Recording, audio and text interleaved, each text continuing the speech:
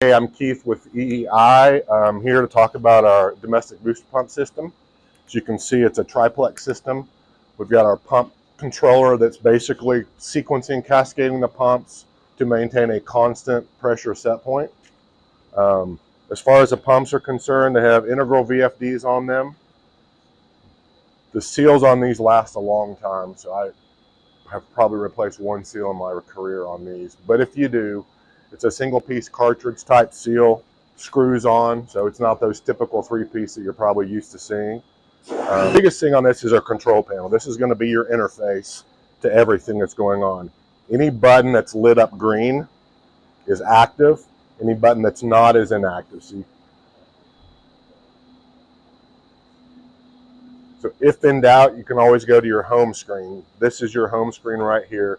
It's going to show you SP as your set point. That's 105 PSI right now. Your PV stands for process variable. That's what you're actually measuring on the discharge side of the pump. It's going to run, basically sequence the pumps. It's going to vary the speed of the pump to maintain that constant pressure set point. That's what's set at 105. It's 105 right now, and I'll show you how to change it. It's super easy. Okay, so we basically have imagine 4 columns. You've got status, operation, alarm, and settings. You should never have to go into settings. But if you want to change the set point, you're going to arrow over to operation. And if you see the box here that's outlined in white, I'm going to arrow up to set point. Click OK. It's going to start blinking. And I'm going to arrow up. I'm going to set 110 PSI right now. You'll see it probably kick a pump on. So this pump is running. You can see the eye on that pump is spinning. Green means that pump is in operation if it's spinning. If it's not spinning but green, that means it's idle in standby mode, ready to go. If it's yellow, that means there's an alarm, but it isn't shut down. It's something to look at. If it's red, that's a lockout condition. Okay? And it'll tell you on the screen what's going on. So everything is very simple to operate, very simple to understand. So I'm going to change the set point back to 105 and click OK. You can see now set to 105. Go back to home, set point's 105. You see that notice that says stop due to low flow? What this system will do, we have what we call low flow boost. Okay, so if you have a low flow in the system, a trickle load, it'll actually speed the pumps up to about 10% above set point, which charges the expansion tank right behind you, and then it shuts the pump off. Obviously, the most efficient pump is the pump that's not running.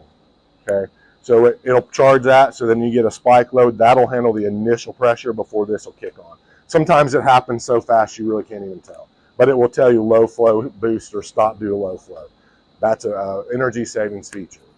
On the alarm system, does that have an alarm?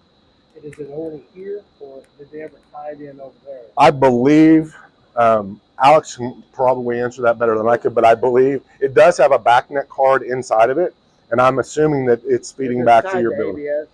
I'm assuming that it is. Tied to ABS? I'm assuming so. Okay. And EBS, you're having at 10 a.m. this morning. So Okay. If it's an alarm, you'll know. You'll know when you're outside. It's loud. It's a piercing noise. And this red button will be lit up. You just press that button. That'll silence the alarm. It's going to tell you exactly what's going on in the system. Cascade will run each pump, sequence each pump for equal run time. And you can actually go into each pump and actually look at more data. So I'm highlighting that pump on the home screen. Click OK. And it's going to tell me everything about it. How many hours I have on that pump, what speed it's running at, if it's in operation. So you saw right there, it just kicked that pump on briefly to charge that tank and then shut off. That's a normal function.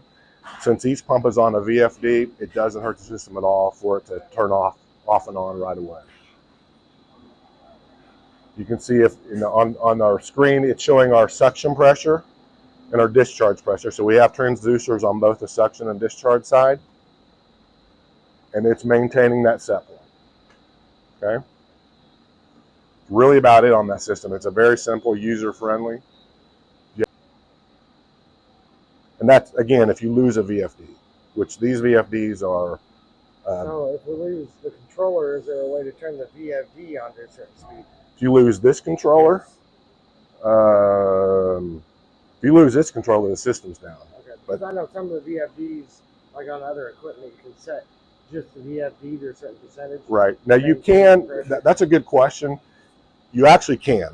So on the pump itself, you have up and down arrows. Okay. That is basically 10% increments. Okay. Okay. So you actually can ride at the pump itself. Oh, okay. Gotcha. I've never had to do that. Okay. I've never seen anybody ever have to do that. But in a worst case scenario. Yeah, this is this song I love it. This is like I good. said, yeah, they got major water problems there. If for whatever reason you do have to change a seal out, it's super easy on the outlet side. Take this check valve out. There's a pump seal. I'm sorry, on the section side. Just connect that flange adapter, pull that cap off, and that seal's right there. It's a screw on, so literally it'll take you 20 minutes. You don't have to completely disassemble the pump. Okay. Any questions on that? The next thing you have on your itinerary is the domestic water heater heat exchanger. We're going to go right here to, we'll just kind of work our way around. So heat exchangers here, there's nothing to a heat exchanger. It's a dumb piece of equipment. It's a big shell with copper tubes inside of it. You guys know, I mean, there's really not much to talk about on that.